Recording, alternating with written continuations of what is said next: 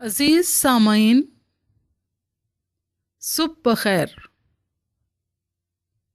اس ہفتے میں ہم پھر ایک اور نئے مضمون پر غور کریں گے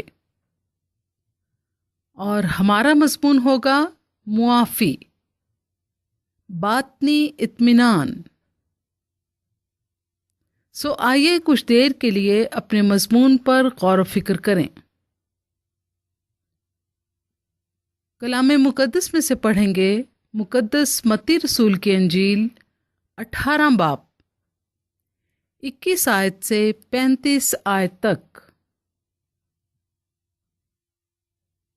اس وقت پطرس نے پاس آ کر اس سے کہا، آئے خداوند، اگر میرا بھائی میرا گناہ کرتا رہے تو میں کتنی دفعہ اسے معاف کروں؟ کیا 7 بار تک؟ یسوع نے اس سے کہا، میں تجھ سے یہ نہیں کہتا کہ 7 بار، بلکہ 7 دفعہ کے 70 بار تک۔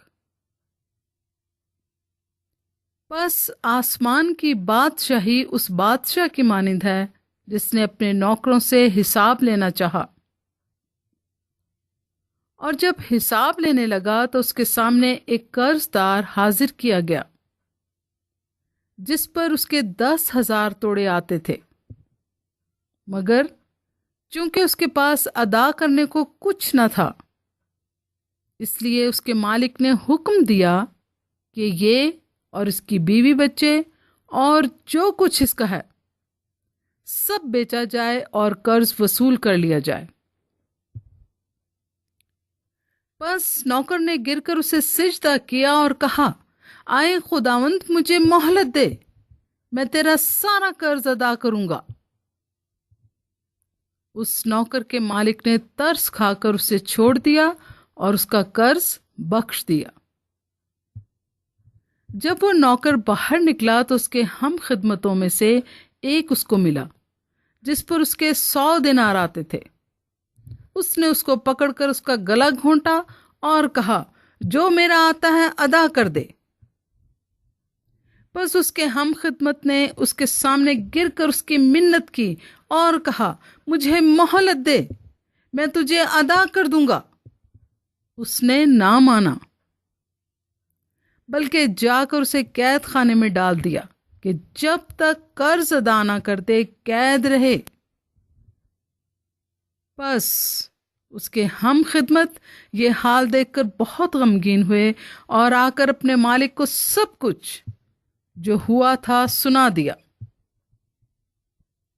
اس پر اس کے مالک نے اس کو پاس بلا کر اس سے کہا، اے شریر نوکر، میں نے وہ سارا قرض تجھے اس لیے بخش دیا کہ تو نے میری منت کی تھی۔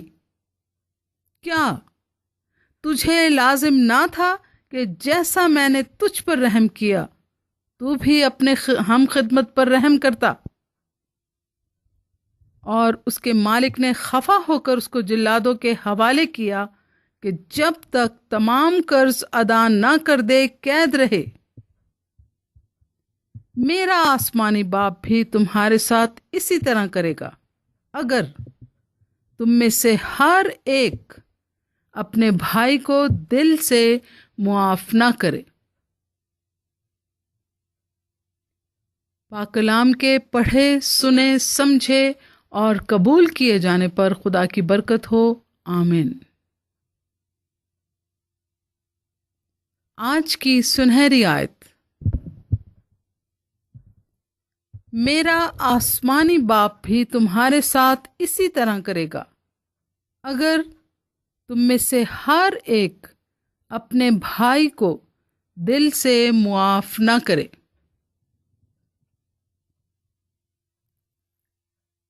متی 18 باب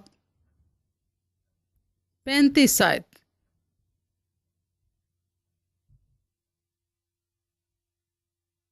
انسانی زندگی کا صحن ایک ایسا صحن ہے جو چھوٹی چھوٹی اور بڑی بڑی چپکلشوں کی آواز سے گونجتا ہی رہتا ہے۔ اس زندگی کے صحن میں بھائی بھائی، بھائی بہن، ماں باپ، یا یوں کہہ لیں کون سا انسانی زندگی کا ایسا بندھن اور رشتہ ہے جو کبھی نہ کبھی چپکلش اور ناراضگیوں کے بغیر رہا ہو؟ خاندانی، دوستی، معاشرتی، قومی اور بین الاقوامی حلقے، ان تمام میں چپکلش، ناراضگی، لڑائی اور جھگڑے زندگی بھر کا معمول رہے ہیں اور ہیں، جس سے فضا بڑی گرد آلود ہو جاتی ہے۔ دل، دماغ، باطن اور روح کا اطمینان جاتا رہتا ہے۔ معاف کرنا اور معاف کیا جانا، یعنی معافی حاصل کرنا، یہ ایک ایسا عمل ہے جو کہ کشیدگی کی ساری فضا کو ختم کر کے معمول کے حالات کو اثر نو قائم کرتا ہے۔ کسی نے معافی کی تعریف روزمرہ استعمال ہونے والے لفظوں میں یوں کی ہے: کافی درگزر اور برداشت کو عمل میں لانا۔ یعنی اس کا یہ مطلب نہیں ہے کہ انسان زخم دینے والے واقعات کو بھول جاتا ہے، بلکہ جب بھی یہ زخم تازہ ہونے لگیں، برداشت اور درگزر کو کام میں لانا، یہ معافی ہے۔ کسی نے بتایا کہ ایک نوجوان شخص کو بے حد بے عزت کیا گیا اور وہ اس قدر غصے میں بھر گیا کہ اس کی زبان پر صرف ایک ہی بات تھی کہ جس نے مجھے بے عزت کیے ہے وہ آ کر مجھ سے معافی مانگے، کیونکہ اس نے ناحق میری بے عزتی کی ہے، اور اب یہ میرا حق ہے کہ وہ تمام لوگوں کے سامنے مجھ سے معافی مانگے، اور اگر اس نے ایسا نہ کیا تو اس کو سخت نتائج بھگتنے پڑیں گے۔ اس شخص کے غصے کو تمام لوگ دیکھ رہے تھے، مگر ایک بڑا سمجھدار بزرگ شخص اس کے پاس گیا۔ اسے کہا، تم میرے بیٹے جیسے ہو اور میں تمہارے باپ جیسا۔ سنو، بے عزتی ایک کیچڑ کی طرح ہوتی ہے، اور کیچڑ کو بہتر طور سے اور مکمل طور سے صاف کرنے کے لیے تھوڑا سا انتظار کرنا چاہیے تاکہ وہ سوکھ جائے،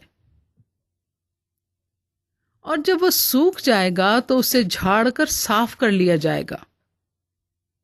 تم تھوڑا سا انتظار کرو، اس وقت تک انتظار کرو جب تک تم اور وہ دونوں ٹھنڈے نہیں ہو جاتے۔ حالات معمول پر آنے کے لیے انتظار کرو، یہ بوڑھے اور تجربہ کار باپ کی تم کو صلاح ہے۔ اگر تم اب اس کے پاس جاؤ گے، لڑائی اور بڑھے گی۔ اس نوجوان شخص نے بزرگ کی نصیحت کو مان لیا۔ ابھی دوسرا دن نہیں چڑھا تھا کہ بے عزتی کرنے والا شخص آیا اور اپنے کیے کی معافی مانگی اور ناراض نوجوان کو گلے لگا لیا۔ سننے والوں نے زیادتی کرنے والے شخص کے ان لفظوں کو بڑی محبت سے سنا کہ مجھے دل سے معاف کرو کیونکہ میں نے تم سے معافی چاہی ہے۔ میرا آسمانی باپ بھی تمہارے ساتھ اسی طرح کرے گا۔ آسمانی مقاموں میں داخلہ معافی کی وجہ سے ممکن ہے۔ کیسے ممکن ہے؟ اگر ایک مسیحی دوسرے مسیحی کو دل سے معاف کرے تو وہ آسمانی بادشاہت سے دور نہ رہے گا۔ معافی جب تک حاصل نہ کر لی جائے اور دوسرے کو دے نہ دی جائے، اس وقت تک خدا کا دل دھڑکتا رہتا ہے۔ آج کے لیے خیال: معافی ایک ایسا پھول ہے جس سے آسمان مہکا رہتا ہے۔ آئیے دعا مانگیں۔ آئے خداوند خدا بخش دے کہ میں آسمانی باپ کی خوشی کا باعث بننے کے لیے اپنی ضدی طبیعت میں معافی کا بیج پروان چڑھاؤں۔ یسوع نام میں آمین۔ خداوند ہم سب کو برکت دے اور ہمارے خداوند یسوع مسیح کا فضل اور اطمینان ہم سب کو ہمیشہ حاصل ہوتا رہے، اور ان سب کو بھی جو ہمارے خداوند یسوع مسیح سے لازوال محبت رکھتے ہیں۔ آمین۔